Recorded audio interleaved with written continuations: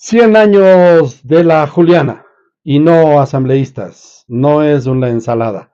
Es la revolución juliana que puso orden e institucionalizó el Estado del Ecuador hace un siglo. Aquí la historia. El 9 de julio de 1925, desde Guayaquil, adelantándose con un telegrama a Quito que decía: van 7 cuadernos, 7 jóvenes oficiales, bajo el lema de un movimiento conspirativo, con la complicidad del general Descontento y el mayor Sigilo, partieron en el ferrocarril Guayaquil-Quito, que había terminado de construir Eloy Alfaro años atrás, para conmover, para complotar a sus compañeros en Quito y dar un golpe de Estado con un movimiento que se llamó la Revolución Juliana en contra del presidente Gonzalo Córdoba.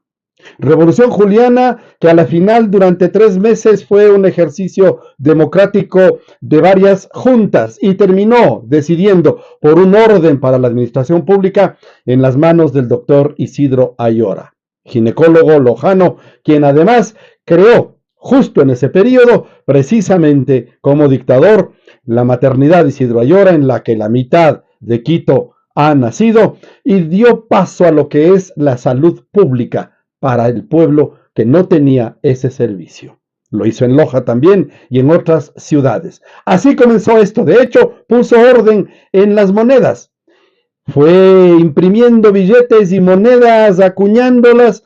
Al final, el sucre que se circuló en ese momento se les llamaban ayoras, las ayoras. Y a la moneda de 50 centavos, las lauritas, del nombre de su esposa.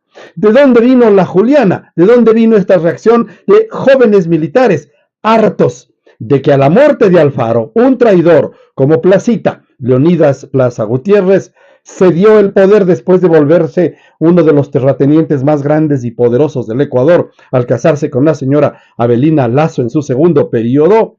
Decidió entregarles el poder a los banqueros. Los banqueros empezaron con sus abogados y ellos mismos a poner presidentes a través de fraudes.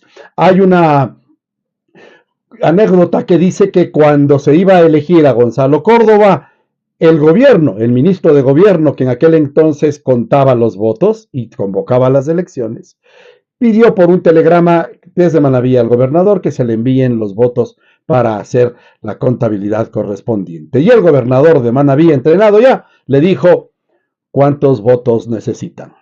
Con fraude, banqueros llegando al poder a través de sus abogados y de sus propios cuadros, pues sí, en esto que se llamó la plutocracia, el gobierno de los ricos robando para los ricos, porque además el sector bancario era el que más dinero generaba en el Ecuador. No había aduanas, no había control de los trabajadores y sus derechos, no había superintendencia de bancos que regule a los banqueros corruptos, no había contraloría para determinar el gasto de los sectores populares en el sector público con el dinero del Estado, ni tampoco había banco central que ponga orden en la administración de la moneda nacional. Eso hizo Isidro Ayora. Convocó a una comisión estadounidense presidida por un gringo de apellido Kemmerer, quien vino trayendo otros gringos, ya venían de otros países, haciendo la misma organización, y se creó por primera vez en el Ecuador, en la presidencia de Isidro Ayora, quien fue ratificado en el poder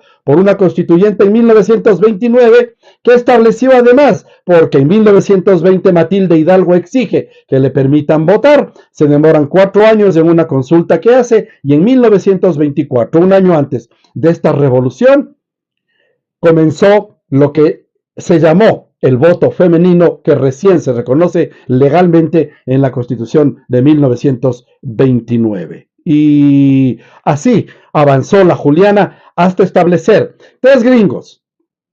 El señor Edwards fue el primer contralor del Estado, el señor Johnson el primer superintendente de bancos y el señor Norton el primer administrador de aduanas, porque había que poner orden en las finanzas. Luego Isidro Ayora entregó el poder y vino un caos político terrible, pero así nació este proceso que se llamó la Revolución Juliana y que ha cumplido en la historia del Ecuador un siglo 100 años, a pesar de que las condiciones se repiten ahora.